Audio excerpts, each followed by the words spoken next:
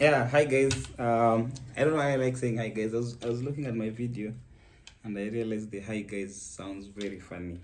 Okay, but anyway, hi guys. So today I want to talk about um, the digital brain.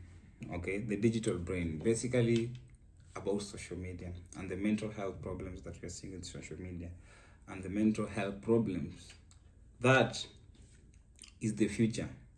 Uh, you know, and the reason why I decided to be a psychiatrist is because I see I'm very good at diagnosing issues in the society, especially those issues that are not perceived to be issues. Okay, so there's a lot of things that happen. That there's so many things that I do. There's so many things that I see. There's so many things that happen around and far from me that definitely tells there's a problem.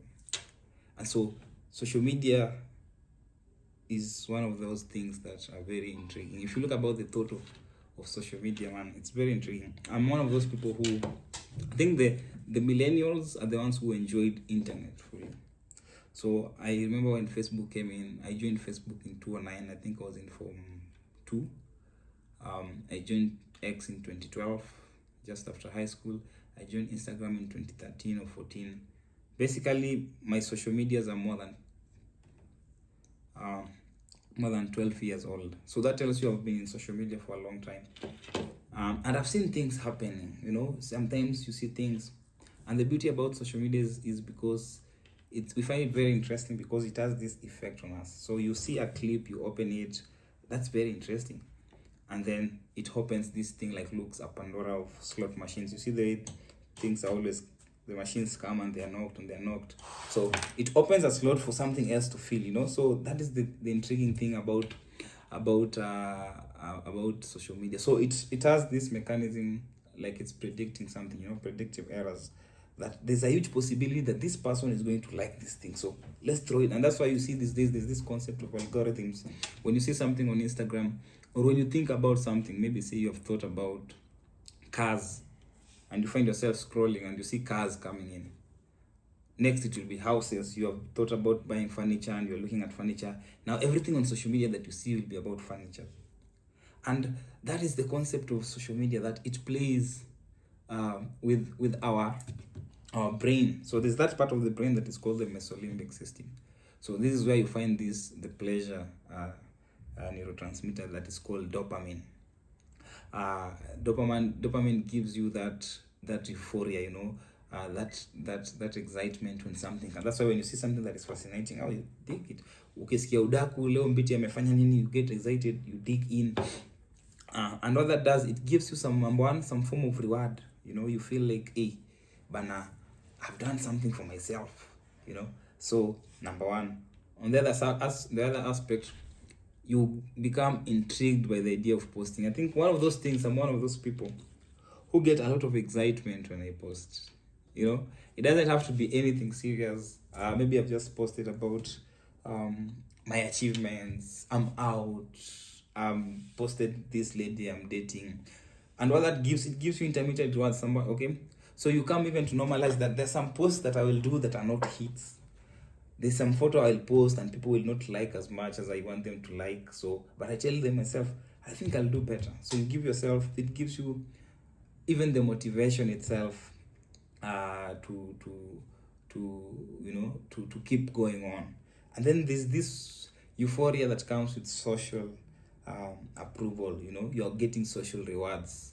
People like you because they have seen you. People I experience this a lot of time, and it's nice sometimes. Sometimes it feels nice when you go to a place and people say, MBT man, you inspire. A lot of bullshit, of course. You inspire me, you're doing well.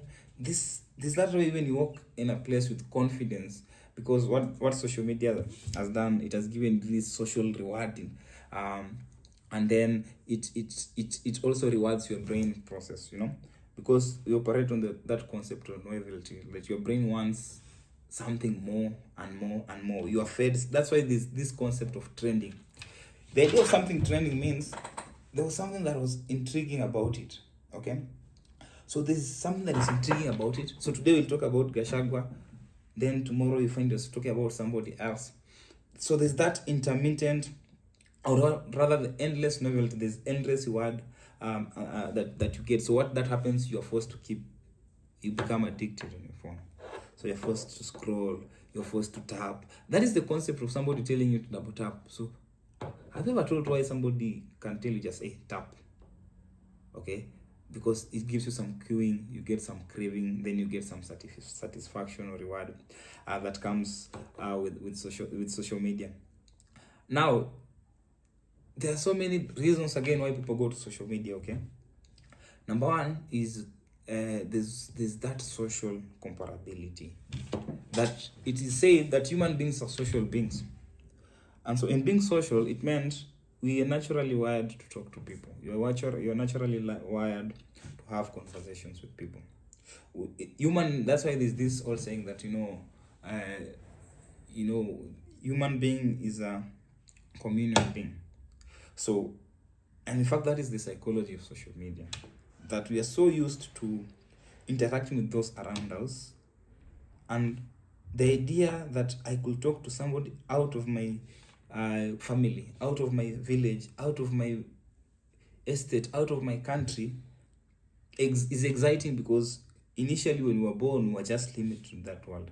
When you're born, you're just limited to your parents and your siblings. You start going to school, you see new people, you see new families. That's when you go to other people's families. That's when you understand that this is their religion, this is how they behave.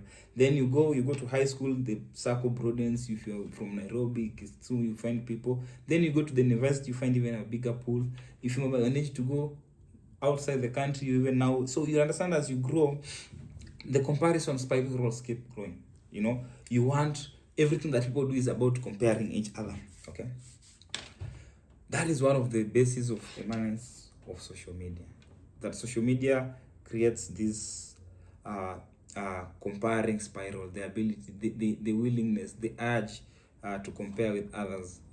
So, and then the comparison has been established. So what next you have? There's now this fear of missing out. Okay, so there's this fear of missing out, and that's why you see like this in fact, this was interesting. I was thinking about this topic. I was looking about this week when people have been bashing each other. This part of the world, you are faking it, you want to share us. I have a vagina. All women have a vagina, but apparently which vagina is doing the right job? The one that is giving birth, the one that is not. And I was looking at that conversation, and I'm just sitting there, and I'm looking at my Mindfitty platform, and I'm thinking, yeah, this is a very nice case, because people, number one, this beef was even about other people. I think it was women who are not doing what. Then at the eventual, if you look at this fight, it was about comparison. Yeah. So my friends here and this other person, so they were comparing each other. She's calling him, I think. So there's the comparison. So this fear, this social media engagement was purely on comparison. This one is on this side, this one is on this side. This one has kids, this one does not have. This one is selling this one is selling that. This one is whatever. This one is learned. This one is not. So it's so from the communal aspect of it, now they start comparison. From the comparison, now it's fear of missing out. You don't want to miss out. Okay, so you're driven by this impulsivity to be involved with everything. That is human nature. That is how big, and so I'm saying this so that you understand how big social media is, and why social media is going to be the best. Why social media is, that's why we call it tech. Tech is basically social. Why social media is the big thing? Because it affects people's mind.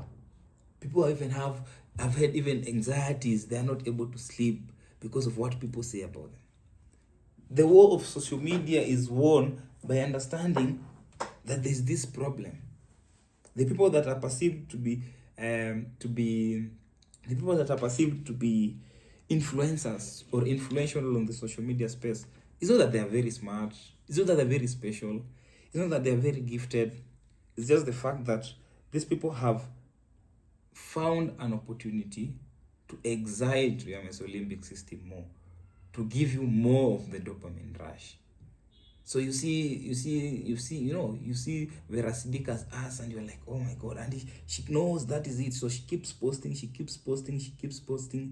and that excites you more. Okay, so you get that pleasure principle. You are very okay, you're very excited, man, so there's that continuous dopamine injection. So what happens? People spend a lot of time. I'm one of those people. Before I sleep, X. I wake up, X. In between work, X. Driving, X. Bro, this thing is a menace. Okay? There's nothing we can do about technology and social media. There's nothing, okay? There's nothing that we can do without social media. It's affecting how we relate with our families. These days when you go to dinner, people don't sit and talk. People are always on their phone. Even look at the dates that you guys go these days. There's nothing like putting your phone aside and knowing each other. Everyone is having their phone. Right? So, social media is part and parcel of us. It is going to be an issue. That's something you cannot deny. The biggest selling things now are phones, right? The biggest company in Kenya is Safaricom. What is it? Social media. Bundles. The biggest companies, the richest people, Kina Musk, X, Tesla, Kina Facebook, Meta. Bro, it's just social media. And technology. So something that gives you, so what are people doing? So,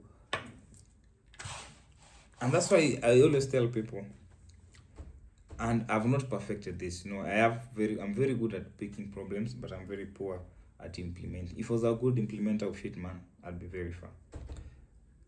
I was just from speaking to a friend of mine. He's building a platform, and he has developed this very big platform.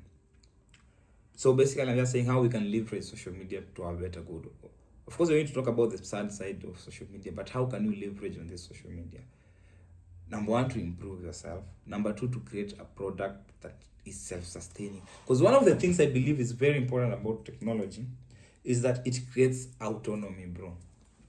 Without technology, I will not survive as a doctor in what I am doing or what I like to do. I'll be forced to go to the hospital and see patients and operate on patients. I'll not be able to be in Mogadishu with my laptop and still work. I cannot go to Dubai and still work. I'm out of my physical place. Shit stops. I cannot stay 2 months out of my physical clinic without me having losses or without me losing money. So I have to be there. But social media means, what about if you take this big burden away and do something for yourself and maximize on the emotions of people and excite people's dopamine rush and solve people's problems? Yeah. So I act like I'm a savior. I'm not a savior, but I provide solutions. So what do? I'm trying to leverage on my on social media. I'm trying to do. So what you do, you have to, first of all, you build trust. You build trust. You become consistent. You give people something to think about. You give people something to talk about. It can be what you say, because if you look at the big wigs, the so-called big wigs on social media, these are people who give you content. Okay? They give you what you want to hear. They say things. After they have said things, so they have built trust in you. They post things. Mbiti will want to post his BMW. Mbiti will want to post his alcohol. He's drinking expensive alcohol, so Mbiti is posting it. So this Mbiti's post has hooked you. So this guy is driving this car, all right? This guy is a doctor. This guy has this number of degrees, right? This guy has money. This guy is pasting everywhere, right? So this shit, Mbiti is delivering to you this shit consistently, very fastly, and is retaining you. So besides showing you these things, Mbiti is also giving you information. Mbiti is also creating a social media platform for you. Content. Mbiti talks politics, or Mbiti knows politics, or Mbiti knows American politics. You can actually predict that Donald Trump will win all the swing states. So how comes this Mbiti is in Bungoma and he can tell all this? Oh, Mbiti understands football. How comes this guy is a doctor and he understands football? So that's how you leverage. So Mbiti is leveraging from all angles. He has this kind of knowledge. He has read up shit. He has posted this photo. He has gone to farm. Is in the airport. These are just a lot of bullshit that Mbiti does that gives him leverage on social media. So he optimizes so I try to optimize as much as I can the attention. So from Mbiti on the other side, I have to ensure that I keep posting so that I retain you. So there's the concept of retention. Because by retaining you and feeding you content, I'm giving you that Mesolimbic excitement. Okay? So this is how people are leveraging on social media. So once this guy is doing this consistently, he has built trust over time, he's giving you a lot of, you know that Mbiti will wake up at this time. You even know Mbiti's whereabouts. Mbiti is probably here, at afternoon is here. So I'm giving you a consistent psychological flow of who this is, and this person is giving, Simon Futo said that human beings operate on the pleasure principle. So I've given you something that gives you pleasure. Okay, so this doctor is like this and like this. Who else do you like, Pale? That Osama is this alcoholic, he drinks alcohol, he has money, he works for Safaricom, he hosted the president. People are fascinated by the fact that Osama hosted the president. That is a fact. 95% of these people, if you get the president's call, bro, if the president calls you and say, "Hi, Daktari, I'm President Ruto, I would like to come to your space." Oi. Hapo itabidi mmenipika. Not because I like the president, not because I agree with what the president is saying.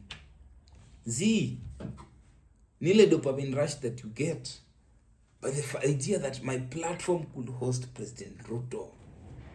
That even those people who are requesting the mic to speak, it's not that they were saying anything very new or anything. They just, for most of the people, will shy away because they are not so comfortable with the kind of dopamine rush they'll get, and some serotonin is there that loosens your mood, so you get dysphoric. Okay, so you get elated and then you get dysphoric. So the hormones, the neurotransmitters are just playing like this in your brain. But those who have positive dopaminergic energy will actually be excited by the idea of hosting President Ruto. Not for anyone else, but because of themselves. It will go down on record that on this day and day, so and so and so hosted the president. My biggest dream in this social media thing is to host Elon Musk. Ile siku tunda Elon Musk atakuja tu aseme, "I'm coming to your space." Bro, you are as a dedication. That is a fucking achievement, bro. That is what social media does.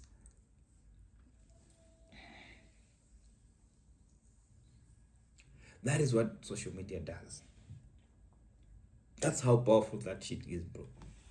People have betrayed their families because of social media. You talk about clout. That's where clout. Let's talk about clout. Hiyo ni kiki. And people know that hiyo ni kiki. And the person that posts knows hiyo ni kiki. Leo Mbiti, wacha leo nitafute kiki na watu. Kuna kitu nataka kusema, lakini ndo niseme, wacha nitafutiane na hawa. Let me bait these people. So Mbiti, I say I've extracted a boy child first from the cesarean section. Hiyo shit hata nimetoka kwa podcast ya boys wangu hapo daktari nikaongelea story. That is the time I realized I have so much fucking power on social media. As a doctor, that is. I'm not saying that I'm powerful, but my ability to whip emotions. Because that story was actually a story that was, I forwarded it. Like, I did this procedure in January, and I think I posted this shit around March. And what happened, I was seated It was on a Saturday night at 2 a.m. I was actually at I used to go to this club called Silk in Bungoma. It was, so I used to have a very special, I missed that slot, my God. I used to have a special seat at the corner there.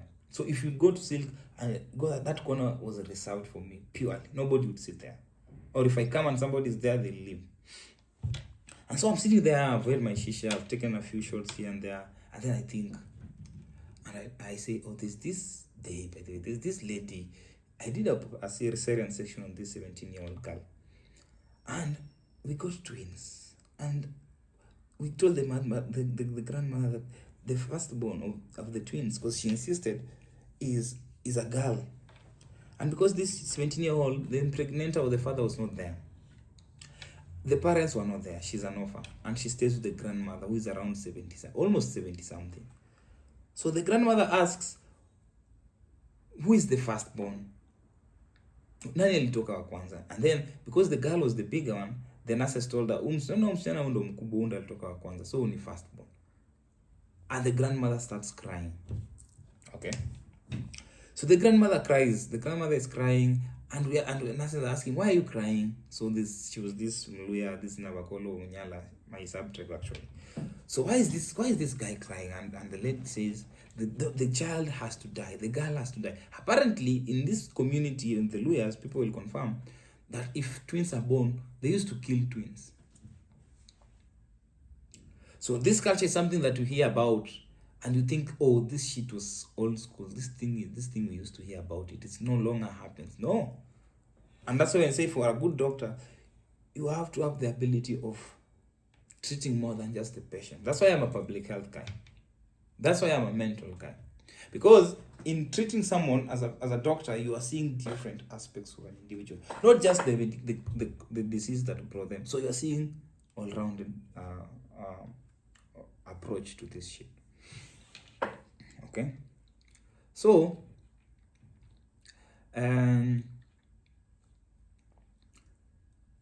yeah. So I was talking about this story that I posted, okay? Of this grandmother whom I extracted, this boy child, this story where I extracted. The whole point I'm talking about is how social media can be controlled. So I'm sitting there in that club and I post. So I remember that girl, that scenario. So the grandmother says this child must be killed because if it's a girl, number one, twins are married, but it's worse if the firstborn. So the firstborn, if it's a girl, she has to be killed. So I had to change the story and I had to tell these guys, no, that one cannot happen. So we tell these people that, we tell the grandmother that it's actually the boy that came out first. So in the preparation, we removed the boy first. In fact, the lady was sleeping on top of the boy, and that's why the girl is bigger than but the boy is the firstborn. Believe it or not, that shit saved those twins. Those are traditional taboo things. And so I was thinking about it because even this lady, I paid for her ultrasound. She had never attended antenatal clinic. That was another challenge. She had never attended any antenatal clinic. So she just came, those village ladies come, she does not even have the baby. Hey, I'm looking at the stomach. It's too big, you know, the abdomen is too big. So there must be a number of people here. So I decided, let me pay for ultrasound because there was some obstruction also. So she could not deliver normally. Let me pay for the ultrasound. I paid, we are twins. This mother is almost, so let's go in. So I was looking at that story, the situation of that lady. She was 17 years old. And I was actually proud. You know, sometimes when you're in that corner, you're just meditating and you look at some of the things that you've done in life, especially for doctors. And I was actually proud. And I'm like, I need to tell this story. So I remember the photos I took. I went there and I said, oh, Nini, I saw twins, you're happy. I intentionally withdrew the boy child first. And that is where people started. Now that invoked people's emotions. So there were feminists, there are those who are, you know, the politically correct people, Kinasamo. They want to be socially and politically correct. Oh, you are how can you be a doctor? This is a lot of bullshit, man, my niggas. But for me, I'm reading these comments and I'm laughing because I knew whatever I said would spark controversy. I was not stupid. You know, people think I'm stupid. People think that I could not lose my license because I knew, number one, this. If you go to the files, you'll not see this case. You'll not see this patient. If you look at the photo, there is nowhere where you can see the hospital. So When you come at your, so these people come to, the council comes to the hospital where I was working at, want a statement. I'm looking at it and I'm telling, so the administration calls me, or the hospital, and calls me, Daktari, we saw that you extracted, we are being called by KMPDC, and we saw that you this shit blew up, bro. Everyone was talking about this shit on social media. Okay? So I'm looking at this shit and I'm like, so I extracted a baby boy first. So the administration called me and I'm sitting there and I'm like, okay, this is funny. And I tell them, let me draft a response. And I ask these people, our hospital is not mentioned anywhere. Why are you telling us to respond? We have looked at our records, there's nothing, so we don't understand this case. Me on this other side, I say, I'm telling myself in my response, this thing is not factual. If you go to this day, there was no operation that happened. If you go to the file, there was no case. So I tell them this is a situation. So I created a situation from my experience.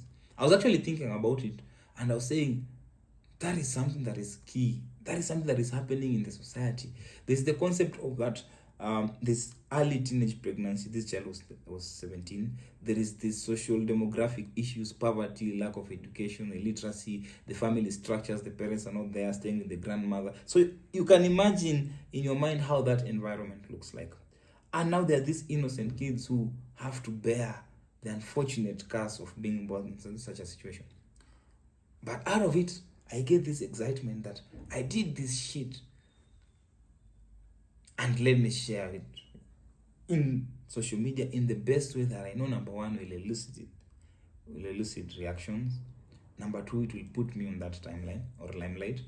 And number three, it will spark debate. One of the biggest excitements about social media is the debate. I just post something and I sit back and I see people fighting. I see people fighting.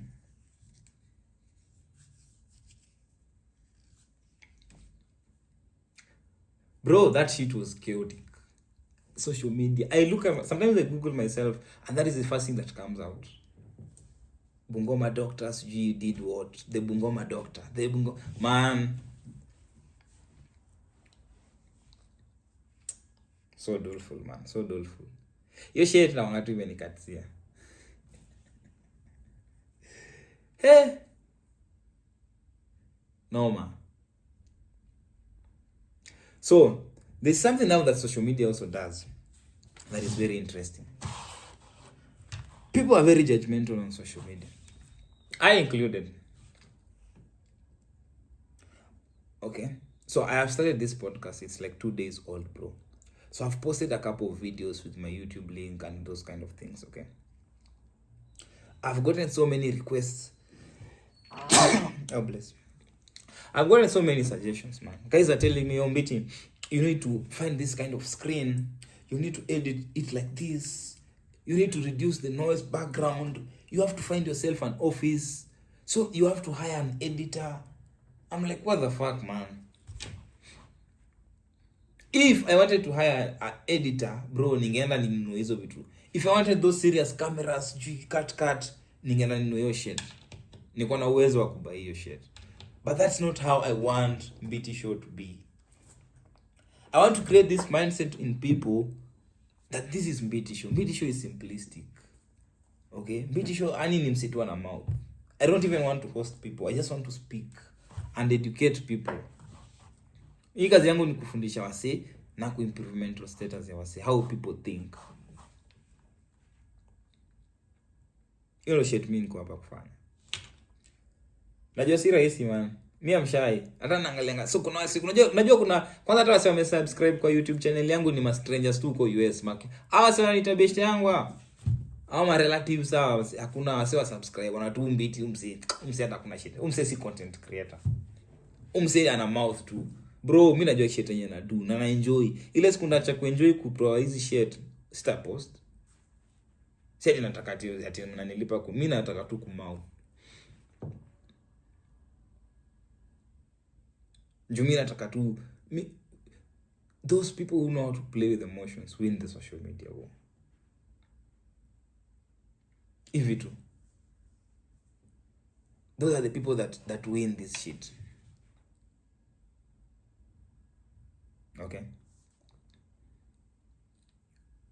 so we relax, usianze kuniambia sijui ufanya hii fanya zi, we relax man, wacha pressure. Okay, now as I wind up, niko na platform inaitwa Mindfiti nimework na mental health space a lot.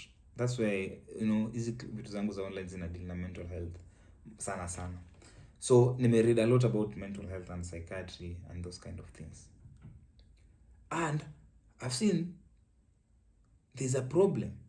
So nikaunda platform inaitwa Mindfiti yenye ni mambo za AI, unajidiagnose hivi na hivi. So I want to talk about the mental health effect of social media as I wind up, and the problems that we are going to face with social media. And that's why mimi nimeunda Mindfiti, nikasema acha nikuwe psychiatrist. Mimi an opportunist, mimi ni psychiatrist, mimi ni daktari. Nataka tu nikuwe psychiatrist, nikae kwa kona nione hizi mashida za wasee na niwaambie I can offer you solution. So one of the things that we are dealing with now is AI induced psychosis. Napenda kuongelea hii story.